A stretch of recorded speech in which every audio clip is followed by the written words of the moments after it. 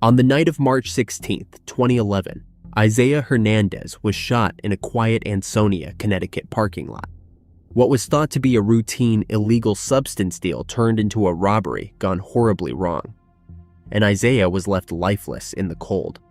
For years, the case seemed unsolvable, with only whispers and rumors surrounding the details of his end. A breakthrough in the investigation has led authorities to a key suspect, one who had remained elusive for over a decade. Isaia Hernandez was a 25-year-old father trying to build a better future despite the struggles of his past. Born and raised in Ansonia, Isaia faced many challenges growing up.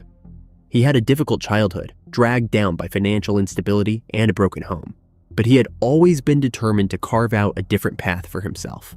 Isaia was no stranger to hardship, and like many young men in his community, he battled against the pull of street life, knowing all too well the temptation of quick money and the influence of bad company. Even still, he was a devoted father, and his son, who was in many ways the anchor in his life, was the reason he worked hard to turn things around. But on March 16, 2011, everything changed when Isaiah's past collided with his present in an act of violence, ending his life far too soon and leaving his family and his son heartbroken. It was a cold, ordinary night in Ansonia, and Isaia had made his way to the Ansonia Express Mart, a familiar stop along his daily route. He was there to meet two men for an illegal substance transaction.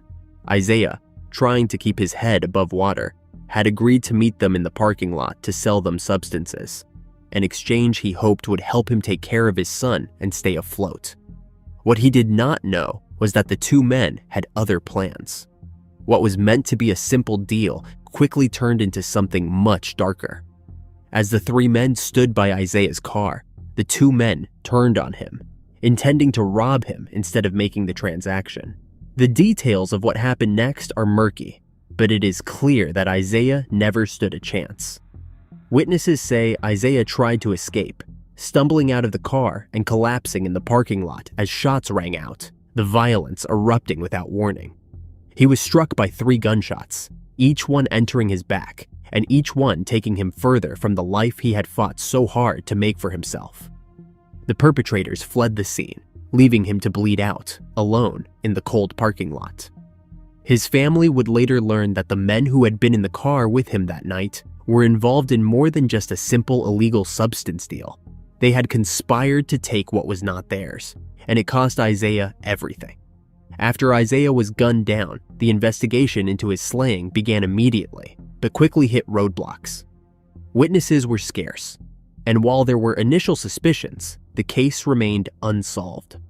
In the days following the shooting, a few anonymous tips trickled into the Ansonia Police Department, mentioning the name of 19-year-old Elijah Stanford. The detectives pursued these leads, but were unable to tie Stanford directly to the crime without more concrete evidence. Surveillance footage from the Express Mart helped confirm that Isaia had been in the car with at least 2 other men, but their identities remained unclear at the time. The real breakthrough only came nearly a decade later. A combination of advances in forensic techniques, cooperation with federal agencies, and persistent investigative work eventually led police to reopen the case. Anonymous sources, who had initially been reluctant to come forward, began sharing critical information about Stanford, as well as Luis Marquez, who was 18 at the time of the brutal crime. It was revealed that both men had plotted to rob Isaia during an illegal substance deal gone wrong. Marquez briefly fled to New York after the slaying, while Stanford was already incarcerated at Manson Youth Institution for an unrelated crime. Their movements in the aftermath of the shooting, paired with the growing body of evidence, helped the police to zero in on the 2 men. In 2021, 10 years after the tragedy, both Stanford and Marquez were arrested and charged with the violent crime, first-degree robbery, and conspiracy to commit robbery. Both men were placed in custody on $500,000 bond, and though they each posted bond, the charges remained. The investigation did not stop there. Further digging led police to Andrew Spino, who had served as the getaway driver that night. Spino had relocated to Hawaii, where he was incarcerated on unrelated charges. After being extradited to Connecticut in 2022, Spino was also charged. On March 10, 2024, Luis Marquez accepted a plea deal and then pleaded guilty to first-degree manslaughter with a firearm and conspiracy to commit first-degree robbery in connection with the shooting. Prosecutors revealed that Marquez fired the fatal shots during the planned robbery, which had been orchestrated by his co-defendant, Elijah Stanford. On August 29th, Marquez was sentenced to 14 years in prison, plus 5 years of probation. He said the following before being sentenced: "I asked the judge to show some mercy, but I know I deserve whatever is coming. I am not going to sit here and act like I do not." Stanford and Spino remain in custody. As these legal proceedings unfold, the decade-old case of Isaia Hernandez's slaying is finally moving toward justice, providing his family some measure of peace after years of unanswered questions. Margaret Simpson, Isaiah's aunt, said, "No amount of time is going to be good enough for us. We lost a loved one, and it is not easy. It is hard." Isaiah's mother, Myra Rivera, said in a statement that was read to the court, "My son would call me every Wednesday, and on that Wednesday, I did not hear from him. Instead, I received a phone call from his girlfriend, trying to explain to me while she was crying that my son lost his life. This was the day my heart was shattered." On January 31st, 2014, a quiet gravel road in Greenville County, South Carolina, became a crime scene when the body of a local teen was found, lifeless and riddled with gunshots. For over 7 years, the case lay cold, with no answers in sight, until a crucial tip reignited the investigation. What followed was a series of shocking arrests and revelations, unraveling a cold case that people were worried was going to remain unsolved. Now one man stands convicted, but the full story is only just beginning to emerge. Before tragedy struck, Marquail Marvista Hellams was a 19-year-old filled with potential and a deep love for football. On January 31st, 2014, the body of Marquail was found by a passerby along a quiet gravel path near Davis Road in Piedmont, South Carolina, as they were walking their dog. The discovery came after Marquail had been shot multiple times and left in the woods. The responding deputies were immediately struck by the brutality of the crime, but there were few clues to explain what had happened. With no witnesses, no clear motive, and no obvious leads, the investigation quickly hit an end. The investigators combed through the details of his life, hoping to uncover a reason for the violent crime.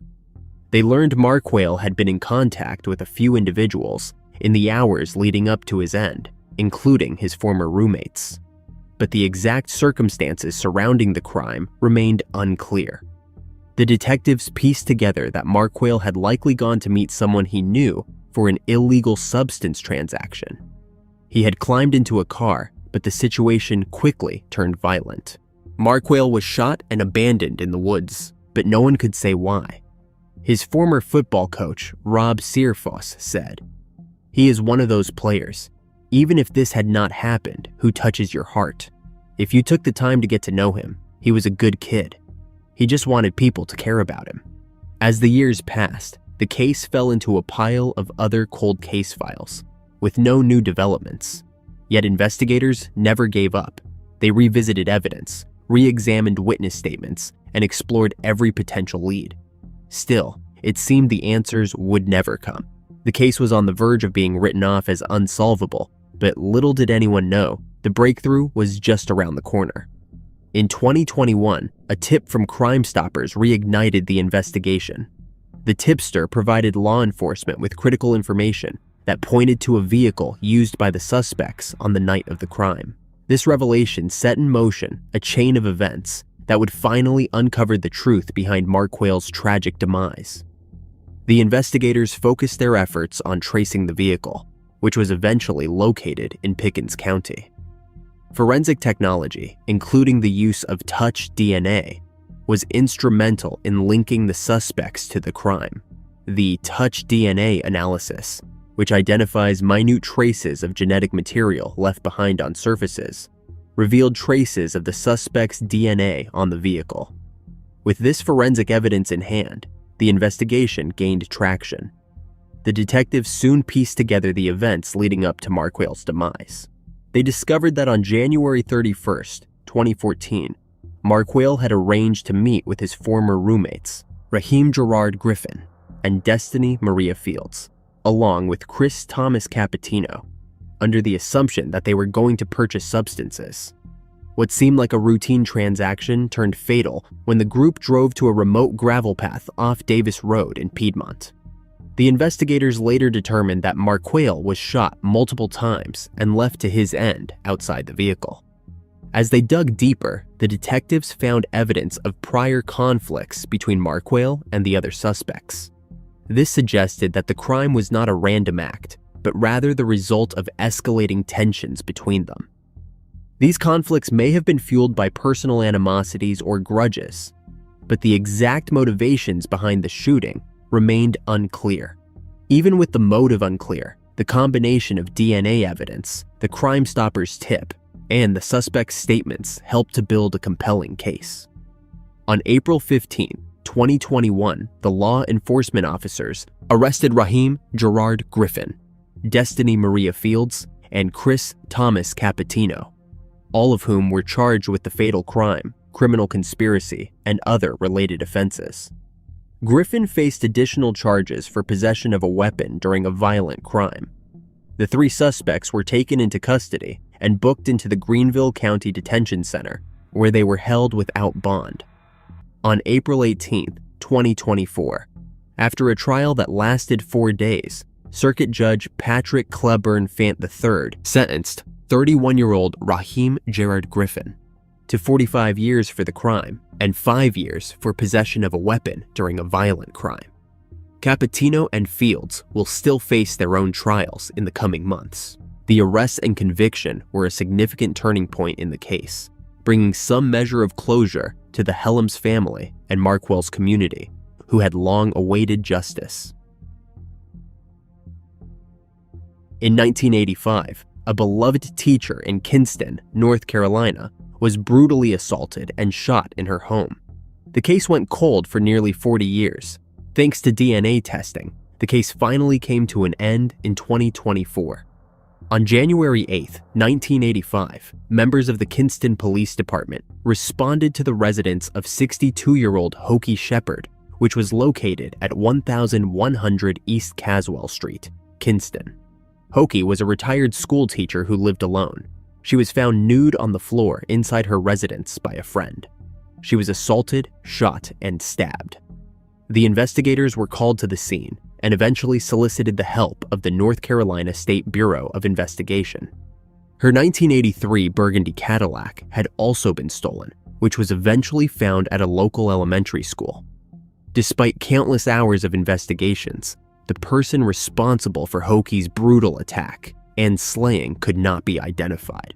As the years went by, the detectives continued to work countless hours, leaving no stone unturned. And although the effort seemed endless, the case eventually grew cold. Forensic DNA testing was not as advanced at the time of Hokie's slaying, but the investigators did successfully collect evidence that could be used in future testing. Over the years, the investigation was revisited as advancements in forensic science were made. A STR profile was eventually developed from evidence collected at the crime scene and entered into CODIS. The CODIS search did not yield a match, and Hokie's assault and slaying went unsolved for decades.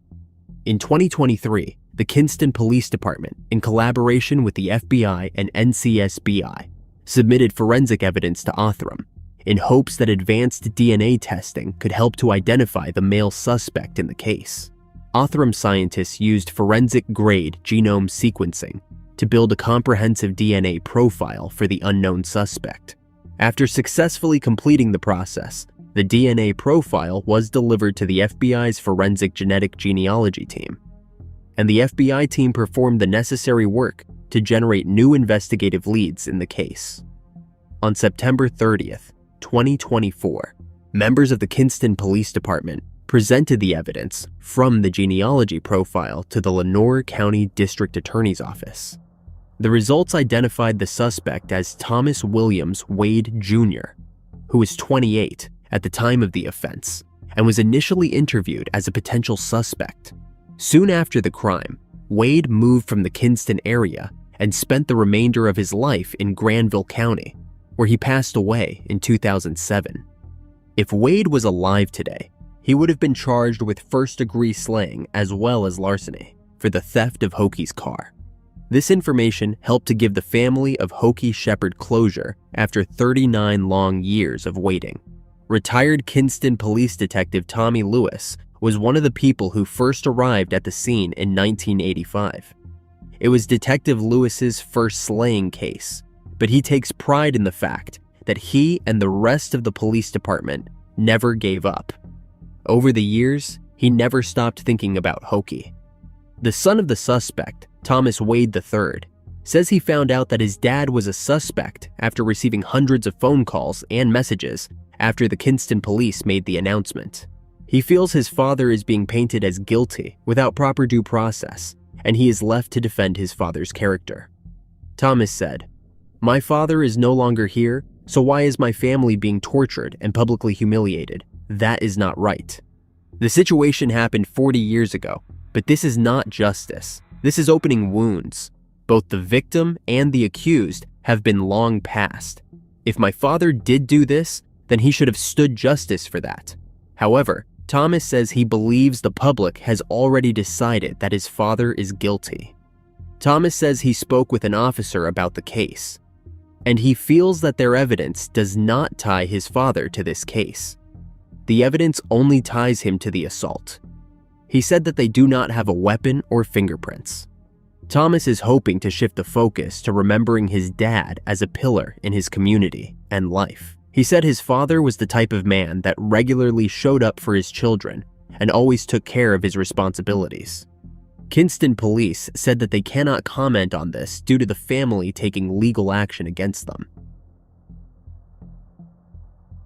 In 1972, an Army soldier, Gregory Dahl Nickell, was out on a date when he was fatally gunned down, and his date was kidnapped and assaulted. The case would eventually go cold, but will finally be solved more than 5 decades later.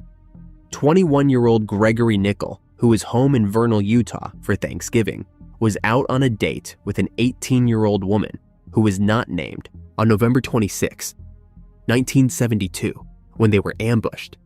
They were parked at a scenic overlook on Highway 40 when a man knocked on the window and claimed he had been in a crash. The man asked for a ride back into town, and when Gregory agreed to help, he was shot at least 3 times. The suspect then hijacked Gregory's car with a woman inside, meeting up with a second suspect further down the highway. The two drove to what is now known as Brow Reservoir, where they allegedly set Gregory's car on fire with him still inside. They then kidnapped the woman and assaulted her. The two suspects held the woman against her will for several hours before releasing her just east of Duchesne City, where she later found help and DNA evidence was collected. Gregory's date told the sheriff's office what happened that night, according to her recollection. She told the investigators at the time that Gregory had attempted to shield her from the barrage of bullets, believing some of the shots were also meant for her. She recalled that they definitely had ended his life. She did not know who the suspects were, and it took the detectives decades to figure out their identities. For years, then Uintah County Sheriff Arden Stewart investigated the case, but was unable to identify or locate the suspects, and the case eventually went cold. In 2019, the sheriff's office resubmitted evidence collected in 1972 to the Utah State Crime Lab, which included DNA evidence collected from Gregory's date at the hospital at the time of the attack. Then, in 2022, on the 50th anniversary of Gregory's slaying, the sheriff's office announced that through extensive DNA testing, Daniel Arthur Bell was one of the 2 men involved in the case. But Bell was never arrested in the case. He passed away in 2019 at the age of 88. However, the detectives believed the second, younger suspect was still out there and continued to pursue their investigation. When Bell was first on their radar as a suspect, the detectives spoke to his widow and learned that before his demise, Bell was convicted of assault in Oregon in 1987 and that his friend Gene was involved in an assault in Washington. The last time Bell had seen Jean was in the 1980s or 90s, according to the probable cause statement. The authorities then responded to the residence of Darrell Eugene Choate on an unrelated call and obtained a DNA sample, which was compared with the DNA sample of the unknown suspect in the Utah cold case slaying. According to the charging documents filed, DNA testing revealed that Choate is a direct DNA match for one of the suspects who was responsible for the slaying of Gregory Nickell and the assault of the woman who was on the date with him. This direct DNA match is proof that Choate is one of the two suspects and is not just a close familial match to one of the suspects. The detectives learned that 74-year-old Choate, who lives in Tooele, Utah, has an extensive criminal record, which did include offenses in Price. According to the charges, Choate has also made statements in records that he believes he is able to read minds. Gregory's sister, Lynette Nickell Ray, said in a statement, "When my brother was slain, I talked to him. Of course he was not there, but I knew he was there in spirit, and I told him 52 years ago that I was never going to stop. I was going to find who did this to him. I just want to be able to look him in the face and ask him why." On November 1st, 2024, Choate was charged with first-degree felony slaying.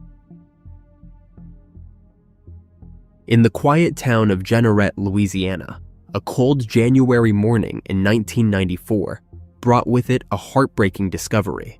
Tucked behind a local car wash, a newborn baby girl was found abandoned inside a metal trash can. Her short life ended before it had truly begun. For years, the child remained nameless, known only as Baby Jane Doe, as the mystery surrounding her demise grew colder with time. But after 25 years of silence, an unexpected breakthrough surfaced, one that would finally unravel the secrets of the past and reveal the shocking truth. It was an ordinary chilly morning on January 24th, 1994, when Bob Fontenot, the owner of Bob's Car Wash in Jeanerette, Louisiana, made a discovery. As he took out the trash, something caught his eye: a 55-gallon metal drum tucked behind the car wash. Curiosity turned to horror as he peered inside and saw the tiny, lifeless form of a newborn baby girl. The infant, later dubbed Baby Jane Doe by investigators, lay in the trash with her thumb in her mouth, her umbilical cord and placenta still attached. The baby had been alive for only a few short hours before succumbing to the biting cold. The temperatures had dipped into the 40s overnight, and inside the frigid metal drum, the baby had frozen to their devastating end. The authorities were quickly called to the scene, but the initial investigations revealed few clues. There were no signs of external or internal trauma on the child's body, but a blanket, girdle, and a 4-day-old receipt found near the scene suggested that the baby's birth had been hidden. Despite extensive efforts by local law enforcement, including acting police chief Kerry Davis's vow to find the mother, the case soon grew cold. Leads fizzled out, and DNA technology at the time could not provide definitive answers. The funeral held for Baby Jane Doe saw hundreds of mourners from Jeanerette gather to honor the baby that they had come to consider their own. Officers from the Jeanerette Police Department acted as pallbearers, and townspeople donated a white christening gown, a bonnet, and even a Raggedy Ann doll to ensure that the baby would not be buried alone. The investigation stretched on for years, with no name, no suspect, and no answers, until 25 years later, when a renewed push to solve the case would finally crack it wide open. In 2019, a breakthrough emerged from the least expected source: advances in DNA technology. It began when the Iberia Parish Sheriff's Office reopened the cold case after a renewed push from a local cold case advocacy group, determined to bring justice to the forgotten infant. Detective Scott Hotard took the lead, and with the help of the Acadiana Criminalistics Laboratory, evidence collected at the crime scene was re-examined with fresh eyes. This time, cutting-edge DNA analysis developed a profile that had been impossible to obtain decades earlier. Through CODIS, a familial match was identified, and for the first time in 25 years, a new suspect was on the horizon. After further investigation, Detective Hotard traced the DNA to a woman named Sonia Charles, a 50-year-old resident of New Iberia. A DNA sample was obtained from Charles, and when the lab results confirmed the match, the truth finally came to light. Sonia Charles was the mother of baby Jane Doe. After her arrest in 2019, Charles was charged with first-degree slaying for abandoning her newborn daughter in a trash can in 1994, leading to the baby's tragic demise from hypothermia. As news of the arrest spread, the community that had long mourned the baby's tragic end was shaken once again. Many had believed the case would remain unsolved, but with Charles facing serious charges, the wheels of justice began to turn. Charles was booked into the Iberia Parish Jail, awaiting her bond hearing. The legal process was just beginning.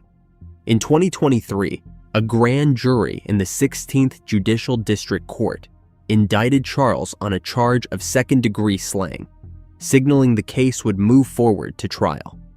The indictment brought renewed attention to the tragedy and raised many questions about what led Charles to abandon her newborn in such a cruel manner. The defense was expected to argue for a reduction in the charge, possibly focusing on the circumstances surrounding the pregnancy and Charles's state of mind at the time. But prosecutors remained steadfast in their pursuit of justice for the infant, contending that her deliberate actions led directly to the baby's end. As the case moved through the courts, the people of Jeanneret held on to hope that baby Jane Doe would finally receive not only justice, but also the dignity of a proper identity, a name to replace the anonymity she had carried for 25 years.